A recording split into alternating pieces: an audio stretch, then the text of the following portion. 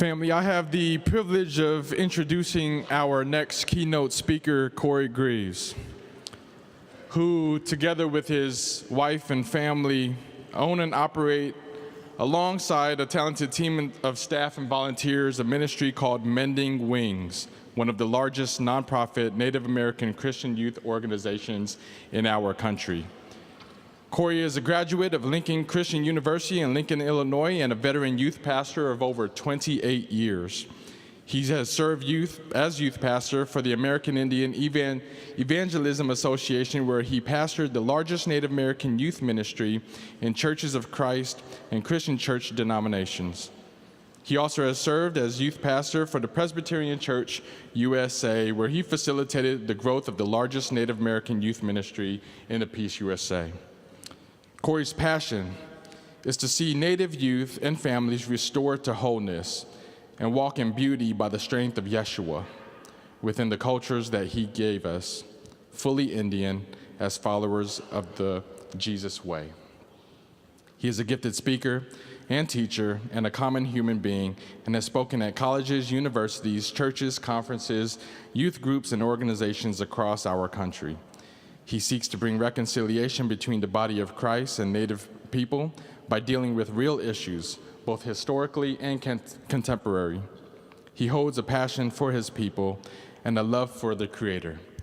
And I have to say, on a personal note, having heard Corey speak at several events and having heard and been a part of folks who have engaged his ministry, as Next Church, it was important for us to introduce and expose you all to this great ministry that's happening here locally for us. And so help me welcome Corey Greaves.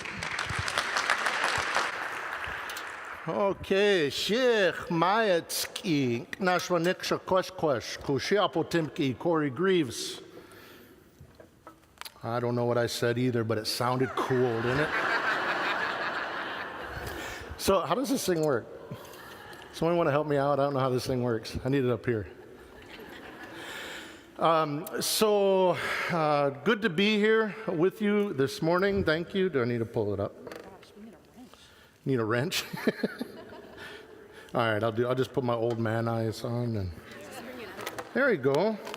This is a lady that thinks outside the bun right here. Yeah. All right, thanks. I said good morning. My Indian name is Kweshkwesh. My colonial oppressor name is Corey. I was going to say, I'm glad 5 of you got that. So I'm here with my wife, Gina. She's way in the back. Gina, would you stand? She hates when I do this, but hey. And then next to her is Anna Juanita Miller. She's one of our staff. Woo. And then kneeling down, paying homage to me is Molly George. She's one of our staff as well.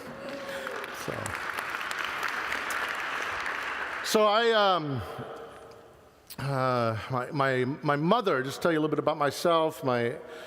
My mother's a quiet, reserved Blackfeet woman, you know, and my dad's this loud, boisterous Irish guy, right? So explains why I'm nearly schizophrenic.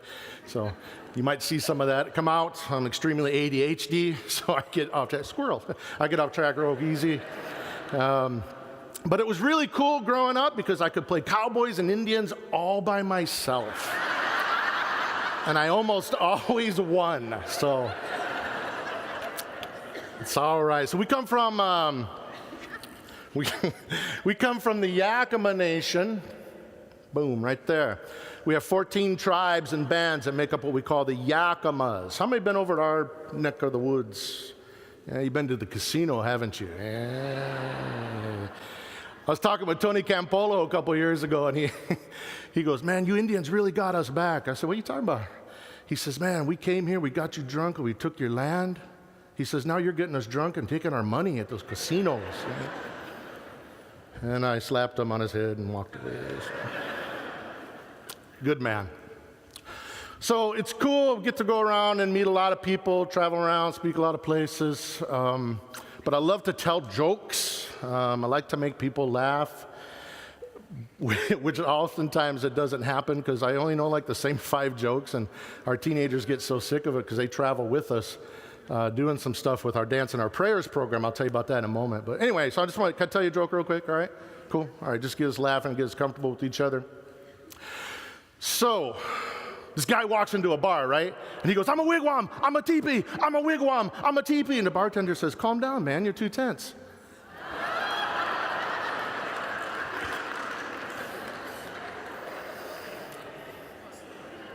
So, as an indigenous person who is relationally driven, I'm not really time-oriented.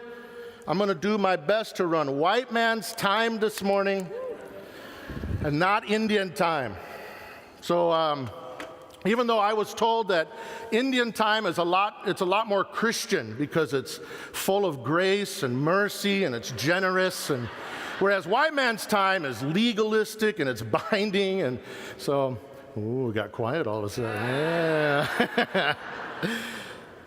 So I come to you this morning as a common man. I'm not a tribal chief, chairman, nor do I speak for all Indian people. I'm just one guy that's following this path of beauty that we call the Jesus way. And so in this event, well, if this was back home on our res, we would welcome you with food and song and dance and those types of things. But this morning, we can only offer you words of welcome and a song. So may I sing you a song this morning? So this, I want to put everybody's mind at ease. I know when we break out our Indian drums, you know, people get scared, like that there's evil spirits in there or something. And I just want to let you know it says Yamaha right on the back, so it's safe. It's all good. It's a good Indian drum. So I just want to play an honor song for you. Oop. Oh, I must not have it on there. There it is. So I ask that you would stand as you're able, and just a way for us to honor you and to say, we don't have a word in our language for thank you, but we say, Kwathlanu Shamatash, we are happy.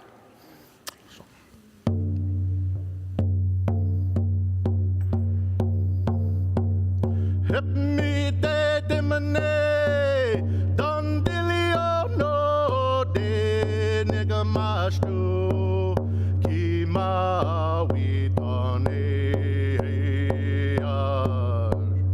Hip me de mane, don willabik to di nigamastu, abahunda duk dinde, abahunda duk.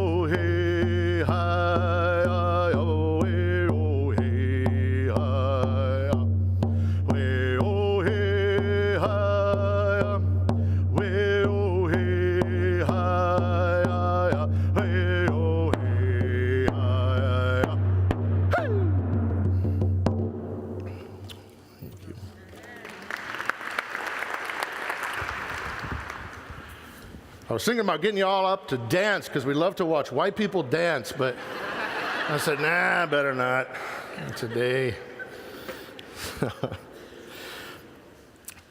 I was about 7 years old when I got baptized. And I remember, I'm 40, what am I, 48 now, and I still remember that day. I remember a promise that was made to me on that day, and I never forgot it. I remember I grew up in this fundamentalist academy, right? And so I remember sitting down in the front rows, and this pastor telling me, do you know what you're doing? And now that I'm 48, I realize, when do any of us really know what we're doing? But I was like, yeah.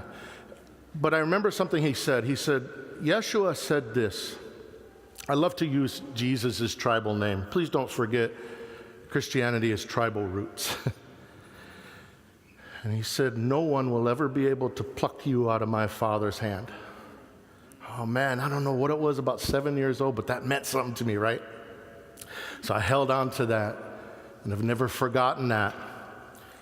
And so, so that was really cool, right? So in my little pea brain, it was such a simple thing following Yeshua at that age. It was simple to me.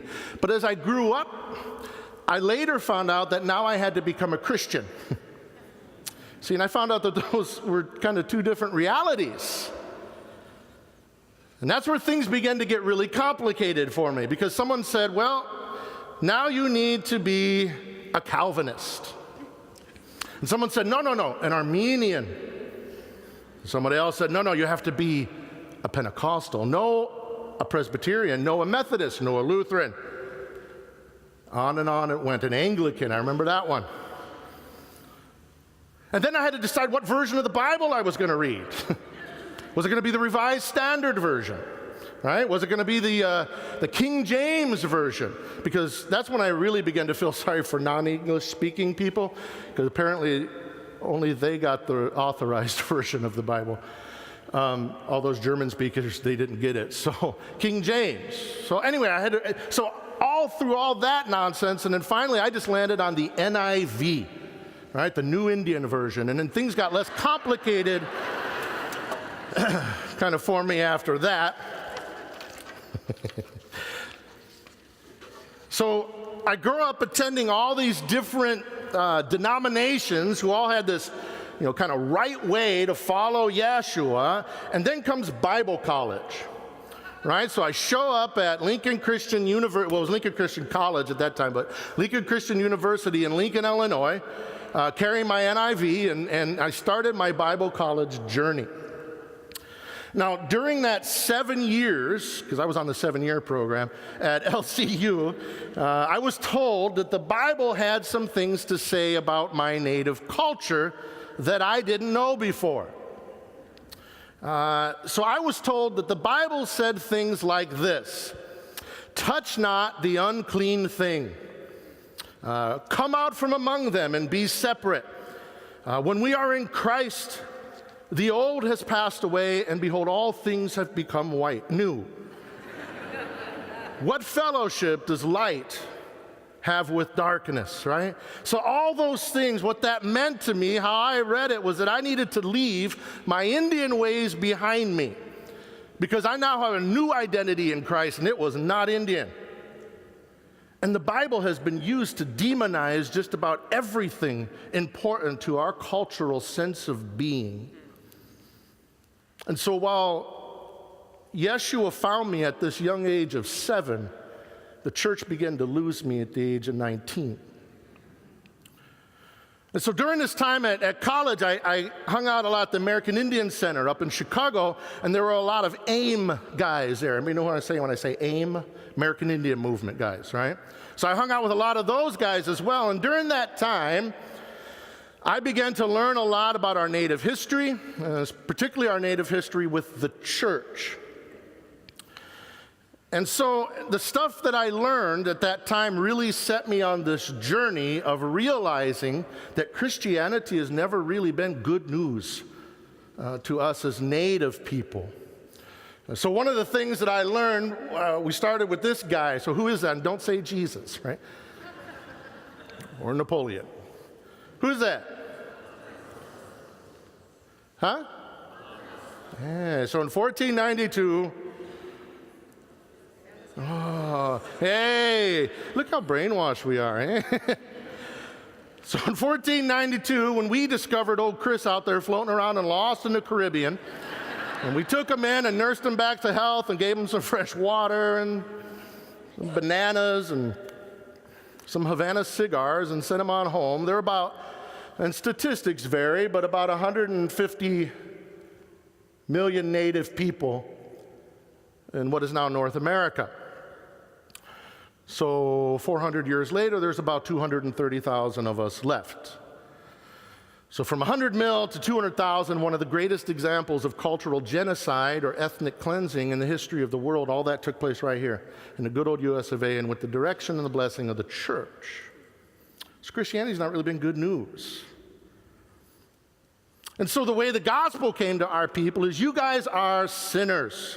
Man, you're involved in paganism and witchcraft, and you worship demons, and your drums are of the devil, and your dances are of the devil. And so when you become a Christian, you need to cut your hair and learn the guitar, learn the piano, and stop your dancing so you can be good Christians. And along with that, learn our language, learn our culture, etc. So not really good news. And so we have historically been part of a replacement-oriented theology where pastors and missionaries have said and say, because it's present tense too, we're Christians, you are not. Therefore, in order for you to become a Christian, all that you are must be replaced with all that we are. And so here's what replacement-oriented theology looks like. So a couple years ago, we have a program under the umbrella of Mending Wings called Dancing Our Prayers. So I'll tell you more about that a little bit. But we get to travel all over the country, and we share Christ and culture in camps and churches and conferences. Our youth will drum and dance in full regalia and do testimonies and give drama. It's a pretty cool thing. So we were invited by a Creek pastor down to the Seminole reservations in southern Florida to come and share. So we went down, we shared in one church. It was a really good time. Then we went to this other church where they were doing this day camp with Seminole kids. Now these were run by non-Seminole pastors, missionaries. So as we get out of our vehicles, we pulled in, we get out of our vehicles, we begin to go up. We're carrying our big powwow drum, and you hear the jingles on the girls' jingle dresses, and we're walking. I remember that missionary coming out and going, no,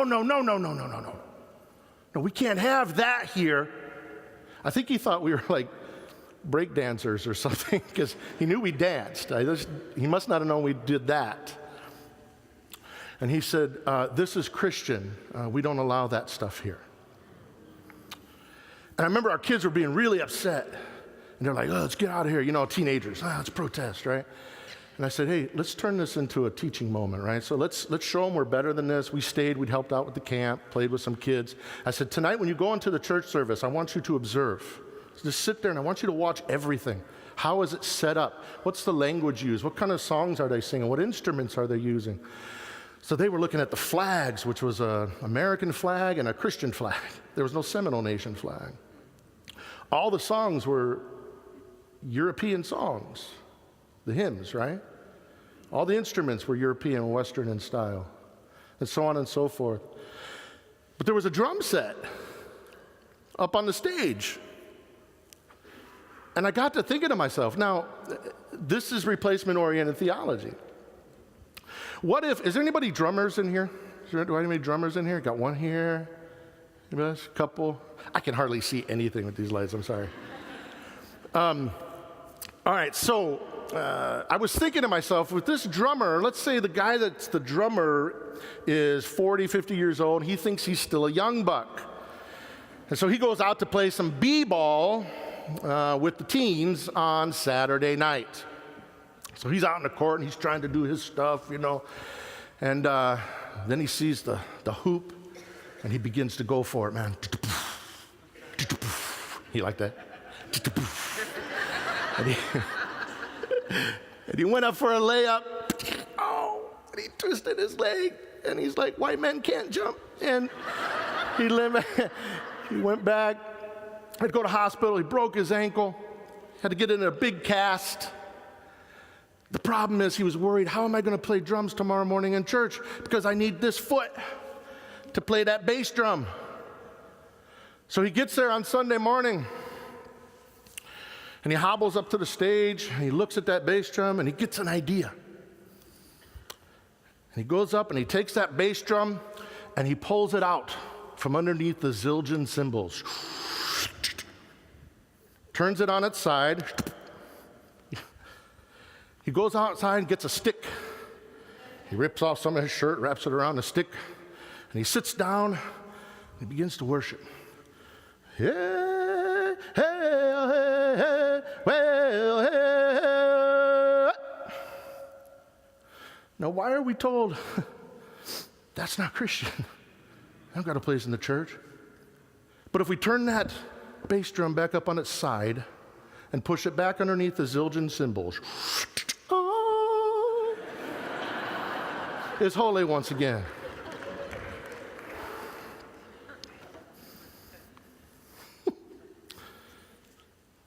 And a good mentor of mine, he would say, I got a good, good theological return for that. I said, what's that? He goes,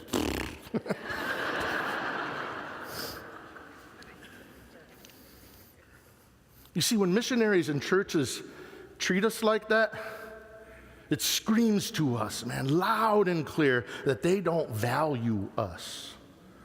See, they don't value our ceremonies or our family values or our languages or our dances or our songs or our customs, certainly not our theologies. It's like we've been told that Creator loves you so much that he sent his son Yeshua to hang on a tree for you, but he doesn't like you a lot. But he does like us, see. And so this is how you do it.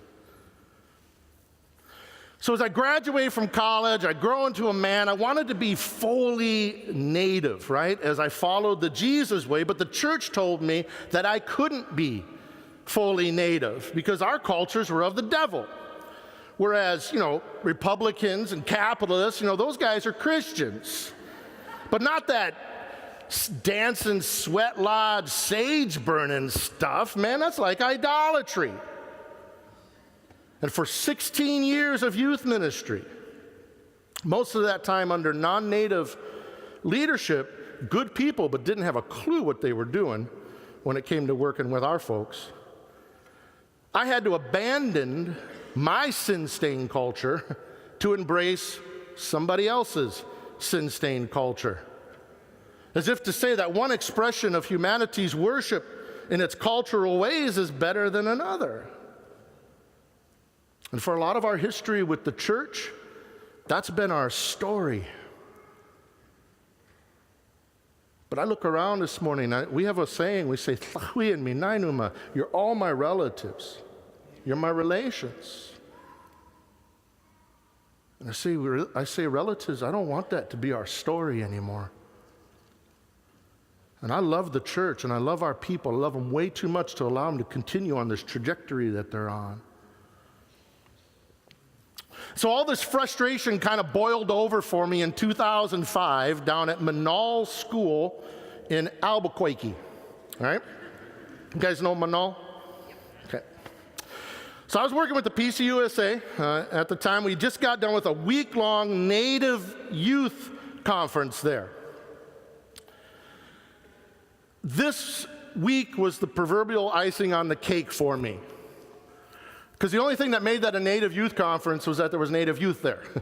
But it looked, sounded, smelled, felt like any other kind of Euro-American youth conference. Not that I'm foo-fooing that, but I'm saying that's not who we are.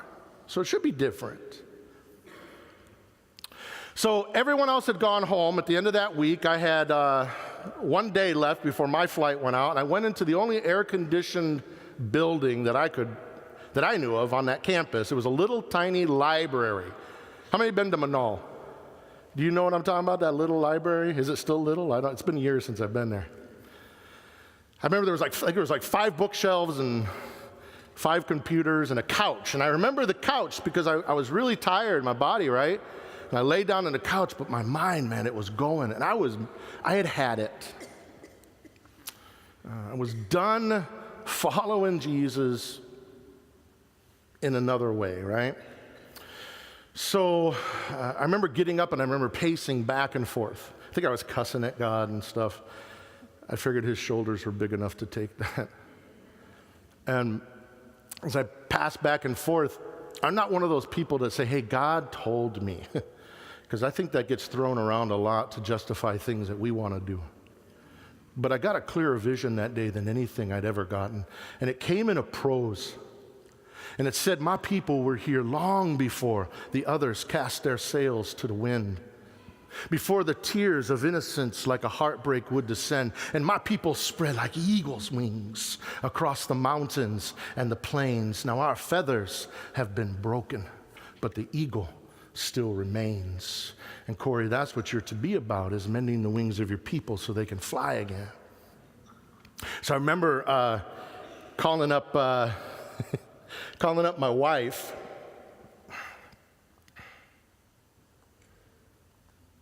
And telling her about this, and she's like, oh, your head's in the clouds again. But I remember coming back to YAKAMA, and I went to Print Guys, and I slapped down $25, and I got a business card that made me president of Mending Wings. I had no idea what that meant. But there it was.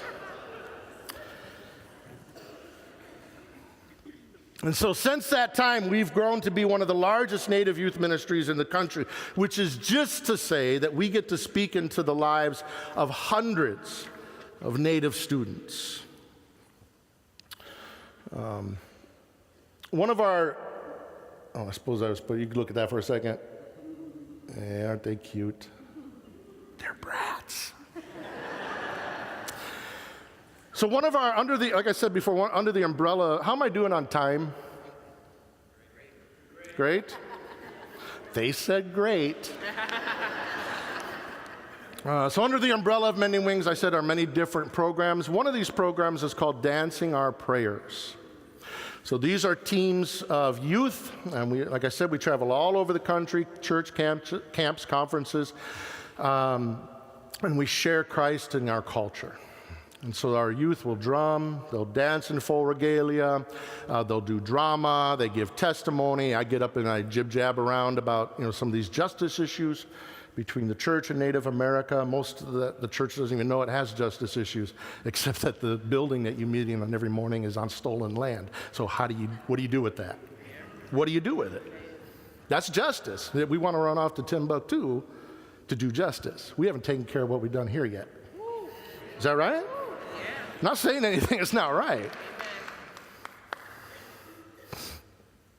So dancing our prayers, when we go into a church, we usually take a Sunday morning school. Where's Doug Bunnell? Where you at, Doug? This is my homie right here. This is Doug Bunnell. Doug pastors Presbyterian Church up in Bellingham. So dancing our prayers been out to his church. Have we been to anybody else's church here? Oh, it's time to change that. Hey. We have a booth, we have a table set up that you met Molly and you met Anna earlier. They have information about that program if you'd like Dancing Our Prayers to come to your church and share with your congregation. It's empowering for our teens, our Native youth, and it's also empowering for the church that brings them in, because we get a bigger picture of the Creator. If we just meet with people who are like us, then we have this real small view, right? And so we can learn from each other. So I invite you to go back to our table. If you haven't, how many have met Anna and Molly? Oh, a number of you right there. Awesome. So, cool. We also have this other program, this is what I end with, is called S.L.A.M trips. S.L.A.M is an acronym, Students Learning About Missions. We are so tired of being the perpetual mission field. We've been on the receiving end of missions since Columbus got lost. Less than 3% of us as Native people nationwide claim to be followers of the Jesus way after 400 or 500 years worth of effort? Now, I'm not a great business guy, but that's not a real good return on that much effort. So it makes you wonder why. So SLAM Trips is a program designed where we invite you, and that's key. We invite you to come to our reservation to learn a different model. SLAM, students learning about missions. And so if you have youth in your church, you got a youth ministry, and you want your youth to come to do a cross-cultural thing where they come as learners, and they can carry this wherever they go in the world, the things that they learn there, then SLAM Trips might be for you. So we're going to close with this little video, but go back to go down to our table, wherever that's at. I haven't even been there. And let Anna, Molly, my wife, will be down there, put some stuff in your hands, and learn more about that, okay?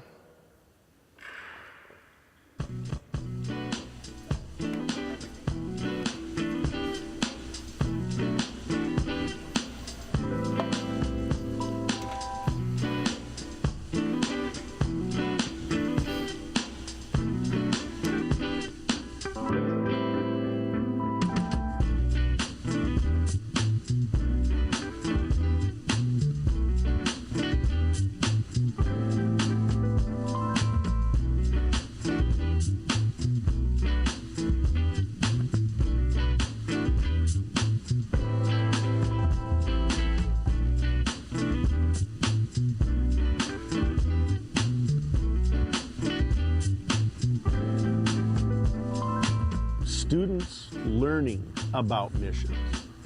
I was curious and excited. This is my actually first mission trip. The thing I was most nervous about was like offending someone, really. SLAM Trips is set up in such a way that when you come, you have to stop and listen, and you have to learn. We're gonna work together. They need to have learned something about the culture they're serving, and so SLAM just seemed like the perfect ticket for that. I learned a lot about Indians from Corey, and I liked it a lot. We've all been made by the same creator. I saw the stereotype list, and I was kind of ashamed. Tom Black Eagle said, they're not strange, but they're different. It was really important to learn about their culture rather than just coming in what we think is serving. It was a message that I needed to hear. And I realized, like, this is where I need to be for my kids. I think the other thing that I really like about it is it's really about building relationship. The members of the family, she played the drums for us, and she thanked us for everything that we've done, and it was really special. Being able to interact with the family that we were actually helping definitely makes the work a lot more rewarding for us. Youth pastors that have come on a SLAM trip, the impact it's made upon them as leaders, where the youth pastors and their students are like, you know, this is our legacy. We've inherited, whether we like it or not. And what do we do with that?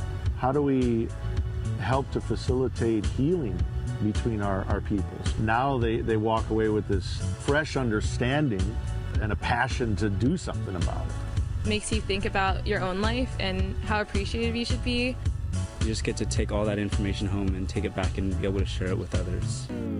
If you're ready to take your students to a deeper level and you're looking for something fresh and new, I think SLAM Trips would be for them. And if you have a passion like we have a passion for that Revelation 7:9 thing, that one day every tribe, tongue, nation will stand before Creator.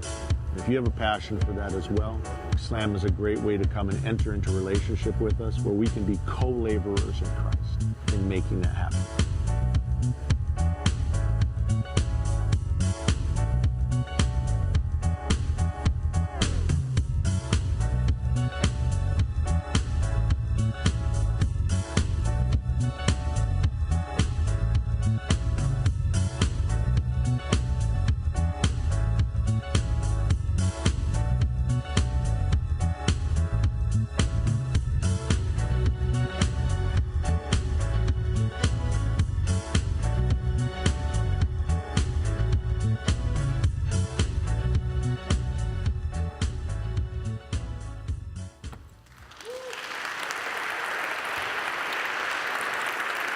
So,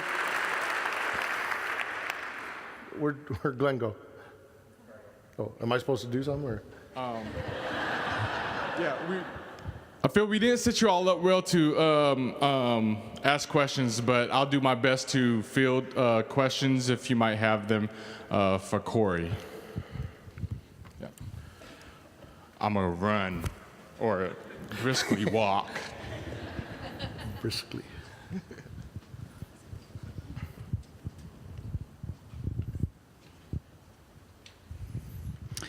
Hey, so my name's Cheryl, and we've got 4 Nimipu churches. Nez Perce Reservation is on our land, or on our geography. We are on their land. Yeah, all right. And it's just so complex in that within those churches, some embrace replacement theology and some do not. And so as outsiders trying to be in reconciling relationships, it's hard to know how to navigate their internal conflict.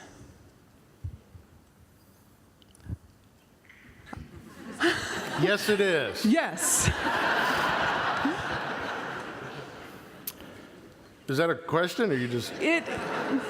I understand. It's hard. How do you even put that into a question? And I don't want to interrupt you. No, go ahead, please. Please don't talk while I'm interrupting.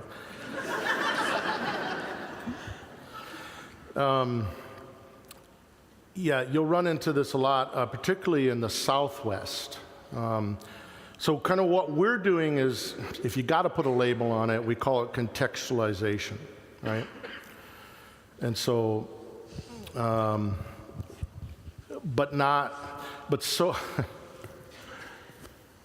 this is where it gets dangerous because I can't speak for everyone, you know what I'm saying? I can only tell you this is how I see it, okay?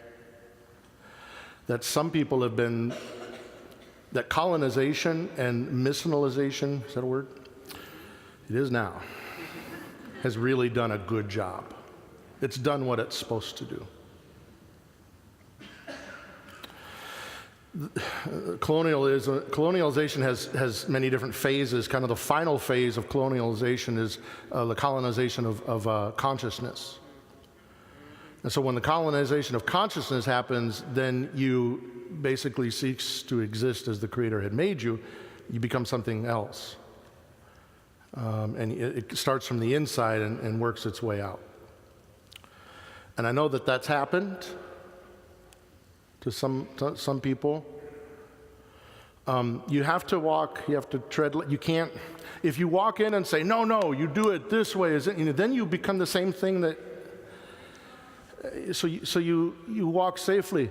No matter what you do, you need to have elders part of that conversation. And I'm not talking about church elders. When we say elders, we're talking about those who have lived life and have wisdom. Wisdom goes deep, knowledge goes this way, yeah? Talking about our elders. You know what I'm talking about. We could talk more later if you'd like.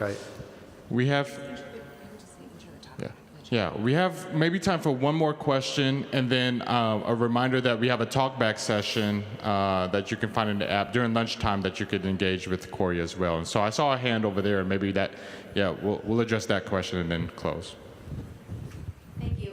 I went to worship in Canada. Anybody who's worshiped in Canada, many of the churches there have gone through a very deep, I would call it a truth and reconciliation process. And they open each worship service with this beautiful line. I'm going to get it wrong, but they say, "We acknowledge that the lands on which we worship are the spiritual, ancestral, and unceded lands of the," and they fill in the tribe of that place, of that land, before they begin to worship. And I asked them about this, and they told me about the process, and they said, no, the churches here supported residential schools. And I was like, we did that? Mm-hmm. And they're like, no, and the churches here did all these other terrible things. And I was like, well, we did that too. And let's talk about the churches that, I really think that if we started acknowledging that, we'd also have to acknowledge the part we played in slavery, the part that our churches helped, in supporting so many things. My question is, what wisdom can we learn from our neighbors to the north, from those denominations, as well as do you see movements in the direction of acknowledging these deep sins?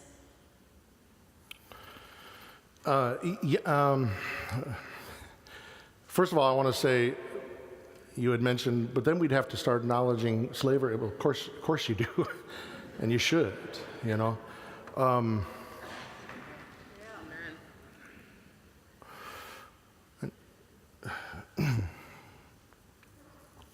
What was your question? You had a two-part question. Do you see movements in the direction of Yeah, I do. It's encouraging. You know, I'll go back to my buddy Doug over here. You know, it's churches like his who even let us darken the door of their building is a big deal, right? Because we bring those Indian drums, you know, and so you do see, I think, a change. You're beginning to see a change. One thing we see with our SLAM trips, for instance, youth pastors are coming and saying, man, we see it, but you gave language to what we were seeing. And so you see it within the youth pastors and the youth particularly, who are really starting to change their paradigm, you know. And that's good to see. Got a long way to go. It takes more, if I could be... I'm glad that some of those churches in Canada are doing that. I also know Canadians like to brag on themselves a lot and say, we're doing really good up here, you know. But most of the native people from those areas are like, yeah. So I'm glad that they're opening their services like that. But the problem is a lot of people think that, well, okay, now we've done it. And we're good, we're reconciled now. Well, that's easy for you to say, right? I'm not saying you, I'm saying it's easy for you to say. There's a lot more to it than that. And so unless you're bringing, as it pertains to indigenous land, unless you're bringing indigenous people really to that table, maybe you want to know something that would be really reconciling? What church could say, hey, we're on Abenaki land, or we're on Cree land, or whatever. We're going to give this land belongs to you. We're going to give this back to you. Whether you let us stay on here or not is of little consequence. Wow. So pretty soon, if the church started doing that, maybe the government would start, then we'd have Seattle back, and we'd have... Yeah, there's a lot of work. I'm glad but there is some good things that are happening, so... I'll close in this. Again, you come hang out and talk more. It's hard for me to unpack a lot of that right now. Can you stand? I just want to say a blessing towards you. And then what happens after that, Glenn? Do I just walk out and leave and everybody claps? And, what? We clap for you and then somebody from the strategy. Somebody's going to tackle me? We'll clap for you. Oh, clap for me. We'll clap for you. We got you. You have an announcement? Okay. Tamamwet naknuit I mami wakishwit. Creator, bless these lives. Amen. Amen.